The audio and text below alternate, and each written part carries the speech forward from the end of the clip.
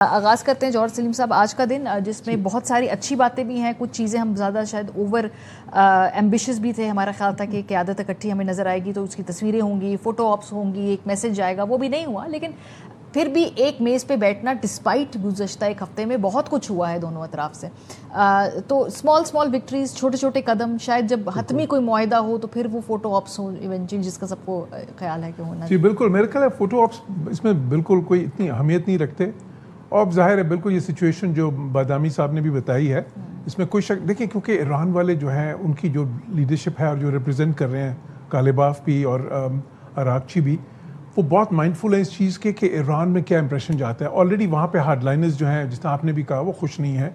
और ये मैं कहता रहा हूँ पहले भी कि एक टसल तो चल रही है हार्डलाइनर्स और प्रैग्मेटिस्ट की वहाँ पे। हालांकि ये जो MOU है, इसके बहुत से नुक्ते उनके हक में है, फेवरेबल है। पूरी दुनिया ये कह रही है, मुबसरीन ये कह रहे हैं कि उनकी तरफ ज़्यादा टिल्टेड है। लेकिन ईरान में अभी तक देखें, जो आपने मुश्तबा खमीनाई साहब की स्टेटमेंट भी देखी और बाकी भी देखी, तो इसलिए फ़ोटो ऑप्स में तो मुझे कोई हैरानगी नहीं है।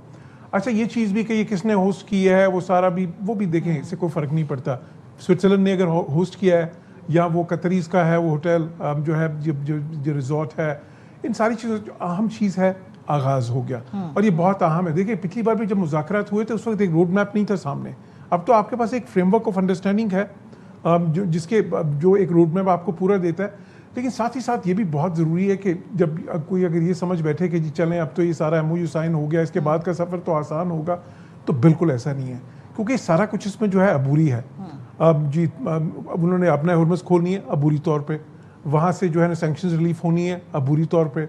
अब उसके बाद जो है नाकाबंदी जो है या ब्लॉकेज जिसको आप कहते हैं, अगर वो खुलना है अबूरी तौर पे।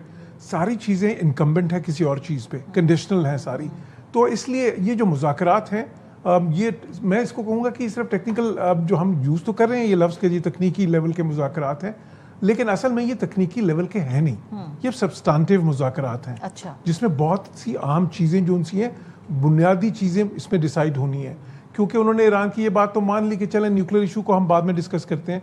और तो कि उसमें अमेरिका ने एक चीज़ पे इंसिस्ट किया था जो उन्होंने फिर उसमें डलवा भी दी कि वो जो 440 किलोग्राम यूरेनियम जो अफजूदा है 60%, उसका जिक्र है, वो तो उसमें तो एक नुक्ता है, क्लियर है। ऑल्दो कि उस पर ये एम्बिग्विटी है कि होगा क्या एग्जैक्टली, लेकिन थोड़ा सा उन्होंने एटलीस्ट एक असूल वज़ा कर दिया। और यही मैंने कहा था कि इसमें असूल वज़ा होगा न्यूक्लियर का तो बात आगे चलेगी।